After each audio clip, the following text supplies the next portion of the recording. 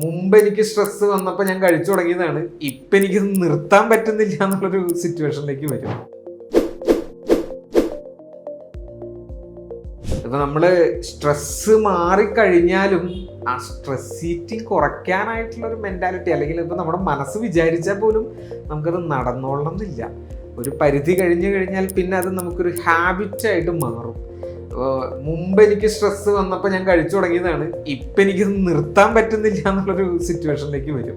Actually അവിടെ ശരിക്കും പറഞ്ഞു കഴിഞ്ഞു കഴിഞ്ഞാൽ ഓഫ് കോഴ്സ് നമ്മൾ സ്ട്രെസ് കുറയ്ക്കാനുള്ള മെഡിസിൻസ് ഇവർക്ക് കൊടുക്കുക, അല്ലെങ്കിൽ സപ്ലിമെൻറ്റ്സ് കൊടുക്കുക, അതിന് വേണ്ടിയിട്ടുള്ള ആക്ടിവിറ്റീസ് ചെയ്യുക എന്നുള്ളതിൻ്റെ ഒപ്പം തന്നെ നമ്മുടെ മെറ്റാബോളിസം ഒന്ന് ക്ലിയർ ചെയ്യാൻ വേണ്ടിയിട്ടുള്ള സപ്ലിമെൻറ്റ്സ് ആണെങ്കിലും മെഡിസിൻസ് ആണെങ്കിലും, പ്രത്യേകിച്ച് കുറച്ച് അമിത വണ്ണമുള്ള ആളുകൾ കേട്ടോ. കാരണം അവരുടെ കാര്യം എടുത്ത് പറയുന്നത് എന്തുകൊണ്ടാണെന്ന് വെച്ച് കഴിഞ്ഞാൽ അവർക്ക് ചിലപ്പോൾ ഈ പറയുന്ന ആ ഒരു സ്ട്രെസ് ഈറ്റിങ്ങിൻ്റെ ലെവലിനെ ഓവർകം ചെയ്യാനായിട്ട് കൂടുതൽ സമയം അല്ലെങ്കിൽ ഒരു ഇത് ആവശ്യമായിട്ട് വരും, സപ്പോർട്ട് ആവശ്യമായിട്ട് വരും.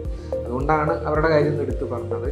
ബാക്കിയുള്ളവർക്ക് പെട്ടെന്ന് സാധിക്കണമെന്നോ അല്ലെങ്കിൽ സാധിക്കില്ല എന്നോ പറയുന്നില്ല, ബട്ട് ഒന്ന് കൺട്രോൾ ചെയ്യാനൊക്കെ ആയിട്ട് സാധിക്കും.